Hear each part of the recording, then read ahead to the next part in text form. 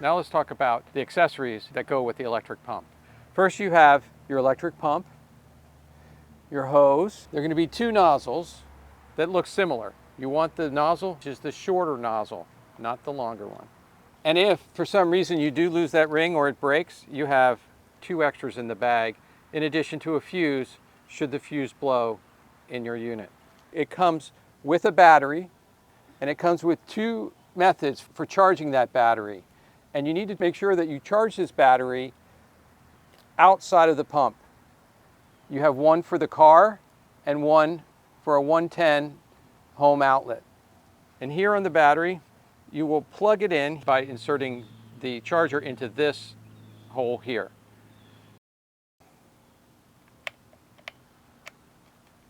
And then plug it into your 110 outlet. Now the battery, if you want to make sure that it is charged, you can just hit the button here and you can see the 4 bars light up. Then you know your battery is charged. You also have two ways to run it without your battery.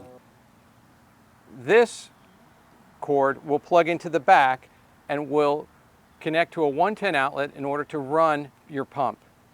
It will not charge your battery. So you must remember that if you're using this, this is only to run the pump off of the 110 outlet. This plug here is made, as you can see, for a car, and it will plug into this side.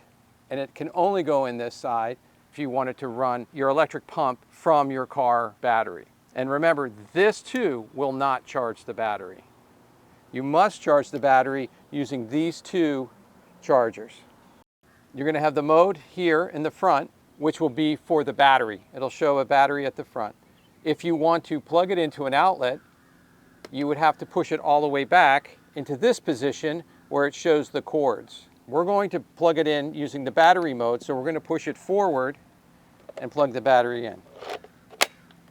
You've got your hose, and when you want to inflate a flow stop, you want to use this side. If you're behind it, it's going to be on your left, and you're going to see an arrow, and that indicates air flowing out of the pump and into the flow stop.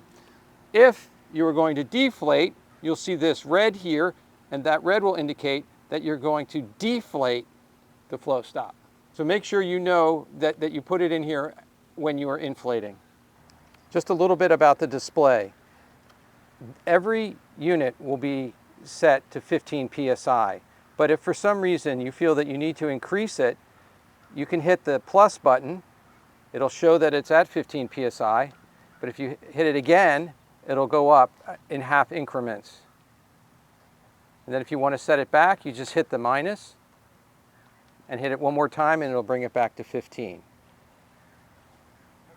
If you hit the center button, that will change it from PSI to bar and then back. So every time you press it, it'll change it and then bring it back. And we want to be in PSI.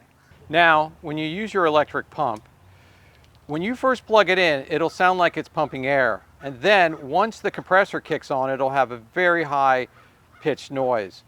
But do not think that the pump is not working. It is actually doing its job.